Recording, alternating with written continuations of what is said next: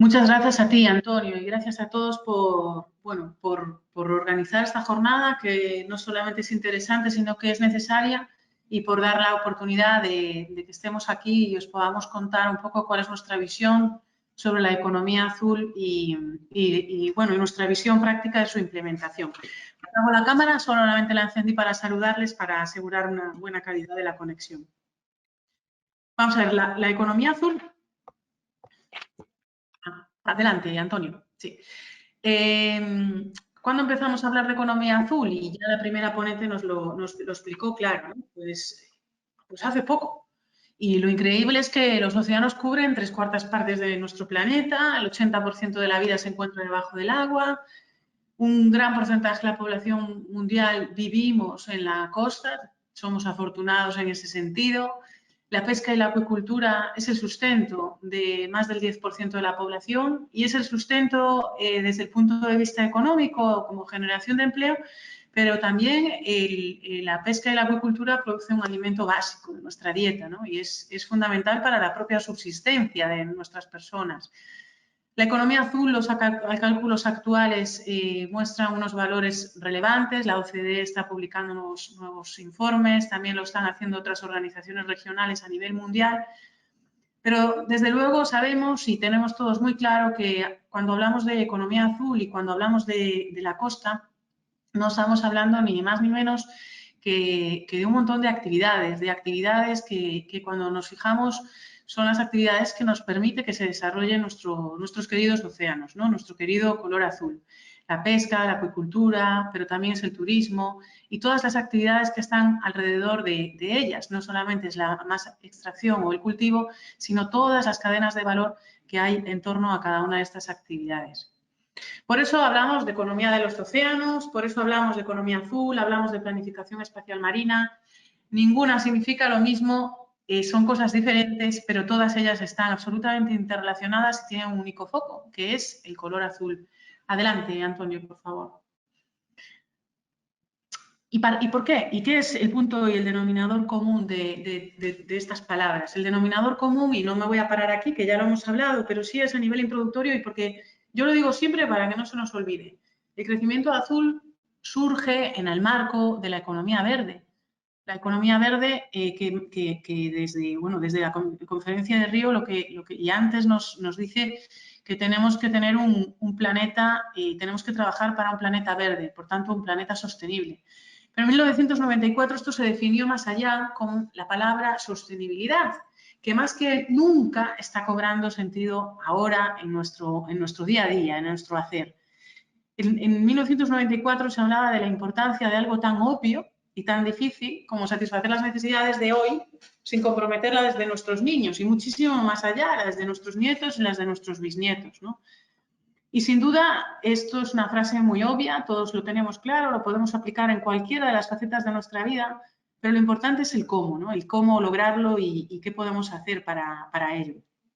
Tenemos muy claro que solamente lo podemos lograr si tenemos en cuenta a las personas, que es lo social, si tenemos en cuenta la renta, la rentabilidad, que es lo económico, y sin duda, y que es lo que genera los ingresos para lo social, pero sin duda alguna no lo podemos hacer si no nos integramos y tenemos muy en cuenta el impacto negativo, sin duda, pero también reforzamos el impacto positivo en el ámbito del medio ambiente.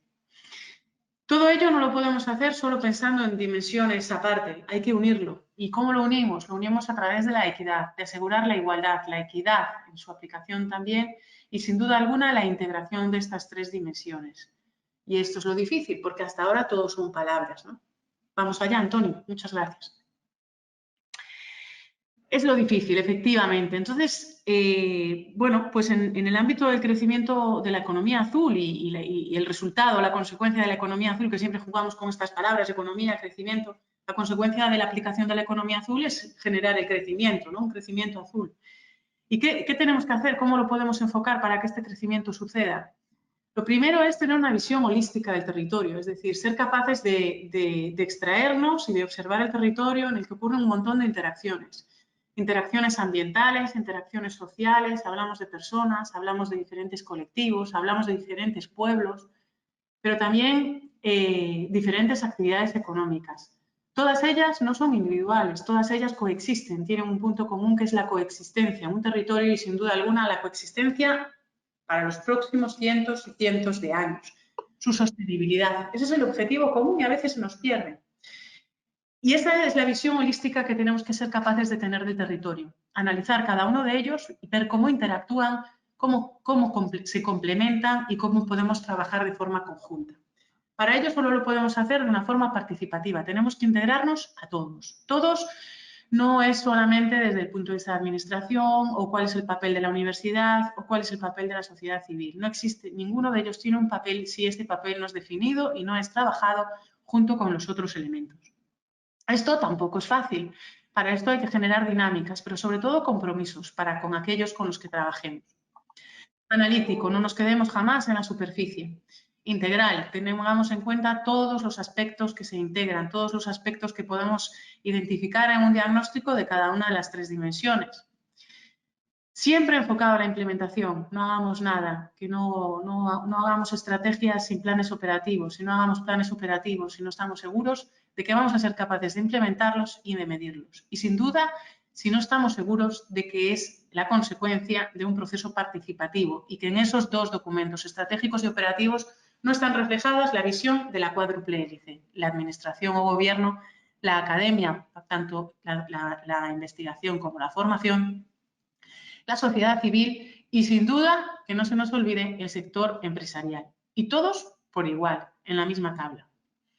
Así, si yo hablo desde un punto de vista metodológico, en la experiencia que tenemos también en la aplicación de todo este concepto a la realidad, a la tangibilidad, pues es un proceso metodológico que, como cualquier otro de planificación estratégica y que además es también prácticamente coincidente, salvo para las excepciones de la propia aplicación, con la estrategia que UNESCO ha desarrollado y que tiene publicado y accesible para todos nosotros de la planeación marina espacial.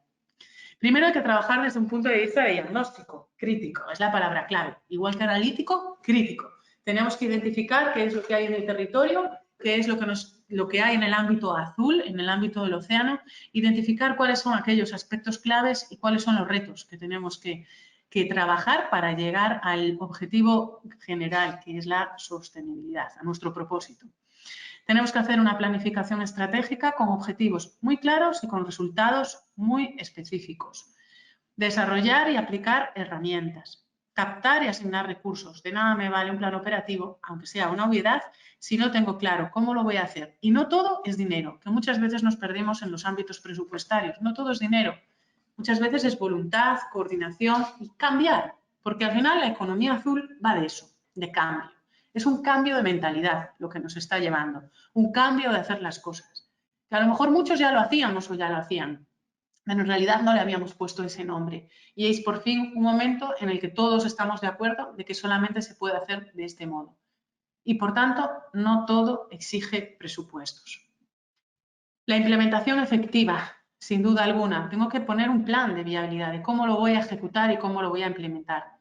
Y de nada vale todo esto, y cojea el concepto de economía azul en su implementación, si no trabajamos de forma directa en la medición de impacto. Y vamos a ver un ejemplo ahora. Medición de impacto no solamente para conocer qué es lo que estamos haciendo, cómo está funcionando y cómo está contribuyendo a los resultados, sino también para algo fundamental, que es la comunicación de los resultados. El devolver a todas esas personas con las que trabajamos y han participado en el proceso, el devolver los resultados de su trabajo, ¿no? Que es lo más bonito. ¿Cómo lo podemos aplicar? El enfoque de economía azul lo podemos trabajar desde el ámbito regional, desde el ámbito nacional y desde el ámbito local. En los tres casos es necesario. Ninguno es sostenible, ninguno es viable si es que no tenemos en cuenta los niveles superiores o los niveles inferiores. No podemos trabajar solo en lo local si no trabajamos como tenemos un paraguas nacional que me lo cubre o un paraguas regional o un paraguas internacional que da cabida a ello. No podemos trabajar tampoco en el ámbito nacional si después no lo bajamos a lo local, porque entonces no vamos a generar el crecimiento azul, se genera en el territorio, no en el global. Y sin duda el regional, el ámbito de los alineamientos, de las lineaciones y de las políticas. Les voy a poner algunos ejemplos. En el ámbito regional podemos hablar de la política, de todo el diseño, del proceso del diseño de la estrategia de economía azul que ha llevado a cabo y que está desarrollando y ahora mismo fortaleciendo para su consolidación la Comisión Europea. Ahora mismo, de hecho, va a sacar un nuevo informe en el que ya se habla específicamente con indicadores de impacto y se establecen nuevas acciones para el futuro. Esta estrategia, que parte de la propia Dirección General del Mar, es una estrategia que ha ido poco a poco bajando y permeabilizando, de modo que todos hablamos de economía azul ya. Ha permeabilizado hasta entrar en las propias líneas de financiación para todos los aspectos relacionados en la Unión Europea, desde la innovación hasta el desarrollo social, la educación, etc. Pero hay una estrategia regional que se está diseñando ahora mismo y que la tienen ustedes muchísimo más cerca, que es la que está liderando la de los países del SICA a través del SICA, del Sistema de Integración Centroamericano, con OSPESCA. Se trata de la estrategia regional para el crecimiento azul en los países del SICA. Es una estrategia en la que buscan unos propósitos muy claros: ser verde, ser innovador, ser inclusivo. Busca una estrategia de poder establecer unos alineamientos. Y se ha diseñado un proceso súper participativo, un proceso en el que se está buscando que se trabajen desde cada una de las diferentes áreas de la universidad, como hablaba antes, de la administración, del gobierno, de la sociedad civil, e involucrando también al sector empresarial, no solo al artesanal o al de pequeña escala, sino también al industrial. Una de las características clave de este proceso es la identificación de dos tipos de actividades. Las actividades sectoriales, que es lo que hablábamos antes. Vamos a identificar cuáles son todas estas actividades que están desarrollándose en nuestro campo, en nuestro territorio. Pero además unas actividades esenciales. ¿Y por qué esenciales? Porque son aquellas fundamentales para que realmente estas actividades sectoriales se puedan desarrollar de forma sostenible. Nos referimos, por tanto, a la biotecnología, nos referimos, por tanto, a la energía azul, nos referimos, por tanto, a la formación, a la educación, a la investigación, a la inclusión, al rol de la mujer, entre otros muchos, cambio climático, etcétera.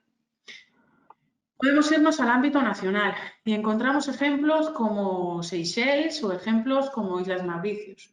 Son ejemplos de islas, en este caso, que realmente cogieron el testigo, son de los primeros países a nivel nacional que cogieron el testigo en el 2014, cuando se lanza y se fortalece toda esta iniciativa y diseñan una estrategia de desarrollo en sus países basados en el concepto de Blue Economy. Reconocen la importancia de trabajar directamente en la sostenibilidad con los océanos y desde los océanos para realmente así lograr trazar una hoja de ruta.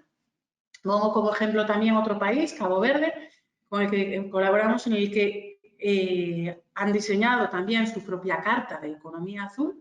Ya lo hicieron en el 2016 y a partir de esa carta es la que van marcando también todos los alineamientos estratégicos del resto de las políticas en el país. Después nos podemos ir al ámbito local. En el ámbito local tenemos el ejemplo de una ciudad como la ciudad de Pireos, que es una ciudad que está en Grecia, en el que igualmente es una ciudad que se ha sentado desde el propio ayuntamiento, desde la alcaldía, y ha empezado a identificar cuáles son todas las actividades sectoriales que se llevan a cabo en esta ciudad. Pireos es una ciudad costera de gran importancia y con un puerto muy relevante, en el que identifican todos los actores que hay, todas las actividades, los sientan a todos en una mesa y los ponen a pensar en identificar cuáles son esos retos que están limitando o no potenciando el desarrollo y cuáles son aquellas acciones que tenemos que poner en marcha para ir adelante y todos juntos. Y luego les pongo, y aquí voy a pararme un poquito más, en el ejemplo del puerto de Vigo. Es un puerto como otros que ustedes tienen en México. Es un puerto en el que se integran un montón de actividades. Adelante, Antonio, si puedes. Es un puerto que en el 2015 se plantea qué significa esto de la economía azul y cómo lo puede incorporar, si es que es necesario o si es que es relevante y pueda tener algún impacto en su propia estrategia. ¿Y qué significa ser un puerto azul? Estas son algunas de las fotografías que para nosotros significa ser un puerto azul.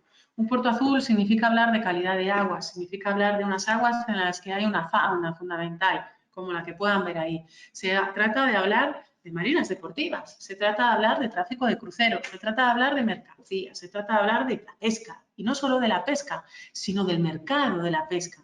Se trata de hablar de un montón de la interacción, de un montón de actividades en las cuales también hay otras más allá del océano, como pueda ser, y ustedes conocen bien ese sector, el propio automóvil. Vigo es una ciudad en la que también hay una fuerte industria automovilística y que gracias a la existencia de un puerto, o al revés, gracias a la existencia de un puerto se puede desarrollar esa industria automovilística porque fue y es uno de los elementos tractores para ella.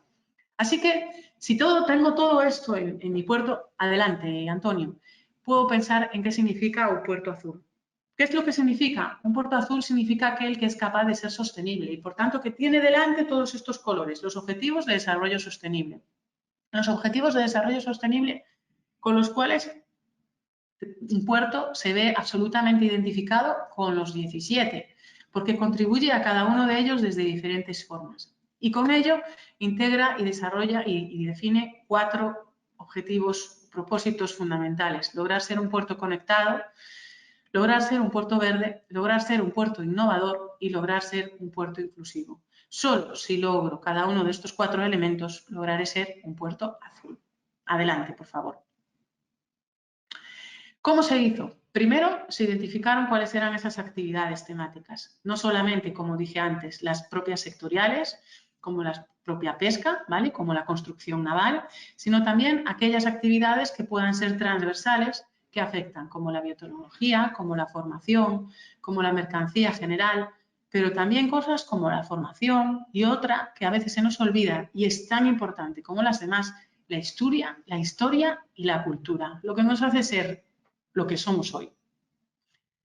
Con ello se agruparon y se identificaron a unas 200 personas, que hoy ya estamos casi en 300 personas, para que pudiesen trabajar conjuntamente, trabajar en cada una de estas áreas temáticas, identificar cuáles eran sus retos y debatir entre ellos cuáles podrían ser ese camino para poder alcanzar esos retos y llegar a lograr esos 4 objetivos que antes hablábamos.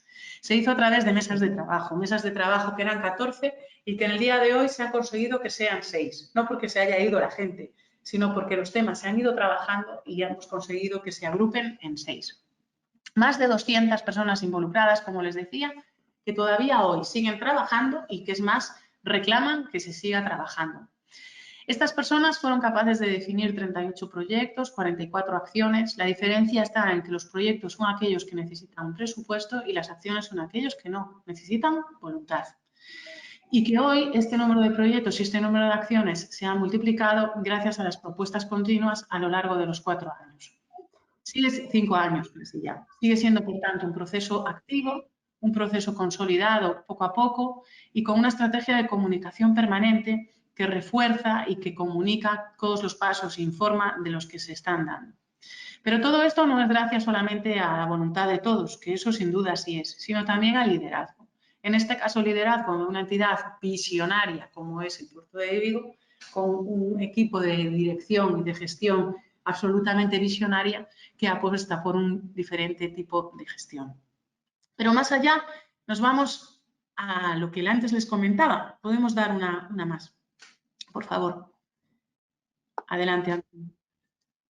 La medición de impacto. Todo esto lo tienen ustedes, lo pueden encontrar en esta buena práctica en la página web de la iniciativa, que es Blue Growth Vigo, y en esta página pueden encontrar un sistema de monitoreo de impacto que podrá ser mejor o podrá ser peor, pero lo que realmente busca es ser capaz de medir on time cómo va la ejecución y la evolución de cada proyecto y cómo está impactando y cómo tiene una razón de ser para poder obtener resultados positivos que lleven a ser un puerto innovador, verde, conectado e inclusivo, como antes comentábamos. Podemos pasar a la siguiente. Solo cuando somos capaces de decirle a los demás cómo estamos trabajando y los resultados de su esfuerzo es cuando conseguimos que los demás continúen.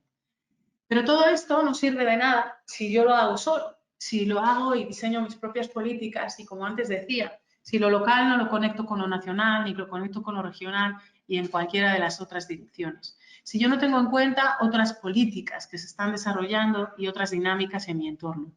El concepto de coherencia de políticas es cada día más importante y ahora, hoy que hablamos de economía azul, que hablamos de ordenación del espacio, de la planeación del espacio marino, pero también hablamos de la innovación y de la especialización inteligente, ahí en México lo hacen fuertemente, de la vigilancia marítima integrada, de estrategias de cuenca marítima, sin duda alguna de la pesca ilegal, no declarada y no reglamentada, tan grave, la economía circular, turismo sostenible. hablamos de un montón de políticas que suceden, que tienen un efecto específico y real en el territorio en el que trabajamos. Tenemos que observarlas y tenemos que integrarnos con ellas e integrarlas al revés. Adelante, por favor. Y ya, con esto, unas reflexiones. Reflexiones para el proceso de diseño e implementación. La economía azul es de todos, no del que la lidera, no del que la propone y la pone en marcha. Si no consigue el que lo pone en marcha, el que lo lidera o lo propone, que se convierta en todos y atraer a todos los colectivos, y no solo atraerlos en primera instancia, mantenerlos, fracasará. Se requiere, por tanto, liderazgo, como antes les decía. En cada uno de los ejemplos que les puse inicialmente hay un liderazgo. Hay una primera organización, entidad o incluso a veces personas que es el que levanta la mano y el que asume el proceso. En muchos no va a funcionar. Alguien tiene que asumir el proceso y a partir de ahí trabajar con todos los demás. Este proceso de diseño tiene que tener, como antes decía, otras políticas, otras dinámicas políticas, pero también sociales. El concepto de coherencia de políticas es fundamental, debe ser aplicada, pero también el de inclusión y el de integración. No nos quedemos solamente en políticas, no nos quedemos solamente en lo que tenemos fácil. Busquemos opiniones, busquemos experiencias, busquemos mejores prácticas. Aquí no vamos a inventar la rueda, no se trata de inventarla, solo se trata de aprender de cómo funcionan las ruedas para hacer alguna rueda mejor. Pero no se trata, y que sea mejor, pero no para todo el mundo, que sea mejor para el territorio en el que yo estoy trabajando. No hay dos modelos iguales, no hay dos dinámicas similares. Por tanto, cuando también y buscando su practicidad, su realismo y su aplicabilidad, tenemos que pensar siempre en un marco temporal a definir. No podemos tener procesos de planificación estratégica eternos y sin final. Tenemos que tener procesos de planificación estratégica bien definidos en un tiempo absolutamente asumible, realista, con una flexibilidad, por supuesto, pero que además esté bien informado y que todos los participantes puedan conocer cada una de las partes. Este proceso tiene que ser participativo y fundamental. Seamos dos cosas muy difíciles, que es difícil para todos nosotros, metódicos y sistemáticos, y mantengámoslo a lo largo de toda la implementación, no solamente en el diseño. Adelante, Antonio. Y con esto, simplemente antes de darles las gracias y agradecerles por escucharme este ratito, recordar solo que Crecimiento Azul, cualquier otro que hablemos, pero sobre todo nos estamos dirigiendo a la economía verde. Esto es en lo que estamos todos trabajando, que no es más que la traducción de la sostenibilidad en sus tres dimensiones, social, económica y ambiental. Y la planificación marina, el planeamiento marino costero, que es de lo que estamos trabajando y de lo que estamos hablando hoy, y para esto UNESCO nos está convocando, es un proceso indispensable en el marco de la economía azul. Son procesos paralelos, pero son procesos intrínsecos. No hay uno sin otro ni hay otro sin uno. Al final, la planificación marina costera es un proceso que se integra dentro de una estrategia.